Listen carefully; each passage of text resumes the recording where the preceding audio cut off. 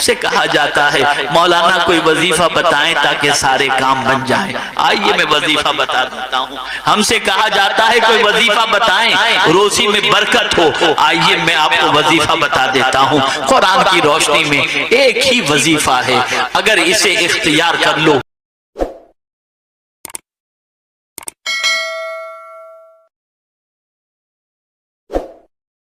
عزت بھی ملے گی, روزی بھی ملے گی, کام بھی بن جائیں گے.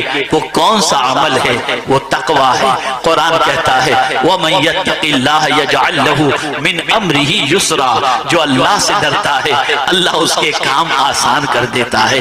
آپ ذرا سوچو تو صحیح, ہم اگر اپنے بچے کی طرف انگلی کر کے بیٹے ادھر آپ بلائیں تو بیٹا آنے کو تیار نہیں, منہ پھیر کے چلا جاتا ہے. اور متقی اللہ کے ولی اگر زمین کو اشارہ کر دیں تو زمین جانور کو پکڑتی نظر آتی ہے. یا اللہ ماجرا کیا ہے؟ ہماری بات ہماری اولاد نہیں سنتی اور اللہ والوں کی بات زمین بھی سنتی ہے, جانور بھی. تو جواب ملے گا وجہ سب سے بڑی یہ ہے وہ اللہ سے ڈرتے ہیں تو اللہ تعالیٰ ان کے سارے کام کو آسان کر دیا کرتا ہے. ہم دعا کرتے ہیں, ہماری دعائیں باب اجابت سے نہیں ٹکراتی. اللہ والے جو کہہ دیتے تھے مولا وہ کر دیا کرتا تھا. وجہ یہ ہے کہ ان کے وجود پر تقوی کا لباس تھا, ان کی زندگی تقوی میں گزرتی تھی. بس ایک آیت عرض کر کے اپنی گفتگو کو ختم کرتا ہوں. قرآن مقدس میں رب قدیر نے فرمایا تمہیں روزی چاہیے, بے حساب روزی چاہیے, ان گنت روزی چاہیے, ایسی جگہ سے روزی چاہیے جہاں تمہارا گمان بھی نہیں پہنچتا. آؤ ہم تمہیں ایک نسخہ عطا کرتے ہیں. وَمَن يَتَّقِ اللَّهَ يَجْعَلْ لَهُ مَخْرَجًا وَيَرْزُقْهُ مِنْ حَيْثُ لَا يَحْتَسِبُ. یہ قرآن کا فیصلہ ہے. جو اللہ سے ڈرتا ہے اللہ اس کے لیے ایسی روزی کا ذریعہ اور ایسی جگہ اس کے لیے پیدا فرما دے گا جہاں سے اسے رزق ملے گا, جہاں اس کا گمان بھی نہیں پہنچتا, یا بے حساب روزی اللہ اسے عطا فرمائے گا.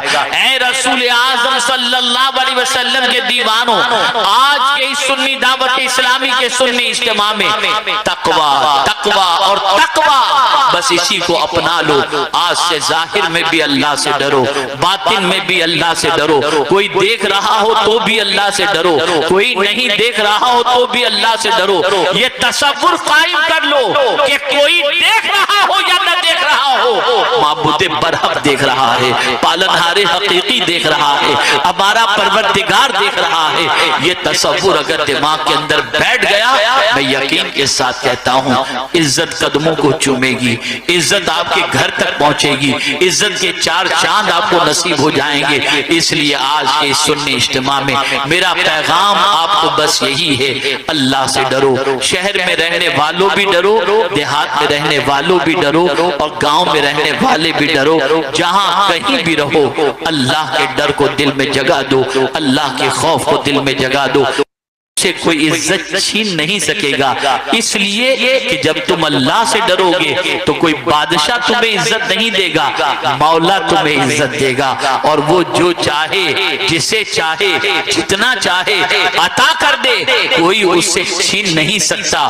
وہ قرآن مقدس کا فرمان ذہن میں ہونا چاہیے, ان ربک فعال لما یرید. اے رسول اعظم صلی اللہ علیہ وسلم کے دیوانوں, کوئی بھی وقار کو حاصل کرنا ہے, کوئی بھی عزت کو حاصل کرنا ہے, کوئی بھی سربلندی کو حاصل کرنا ہے, کوئی بھی مقام اور مرتبے کو حاصل کرنا ہے تو تقوی اختیار کرو. اور جب تقوی کسی کو نصیب ہو جاتا ہے تو مولا اسے عزت و سربلندی عطا کرتا ہے.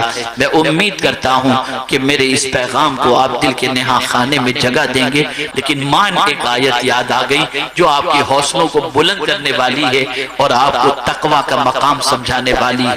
دنیا کا ہر کمزور چاہتا ہے میرے ساتھ فلاں طاقتور ہو جائے, دنیا کا ہر کمزور چاہتا ہے میرے ساتھ فلاں مضبوط سہارا ہو جائے, بادشاہ میرا بن جائے, ایم ایل اے میرا بن جائے, اس کا ساتھ نصیب ہو جائے, ایم پی کا ساتھ نصیب ہو جائے, پرائم منسٹر کا ساتھ نصیب ہو جائے. لیکن یہ سب محتاج ہیں, اللہ کے حکم کے تابع ہیں. اللہ ان کو ان کی روح کو قبض کر لیتا ہے, اور قبض کر لے گا پتہ بھی نہیں چلے گا.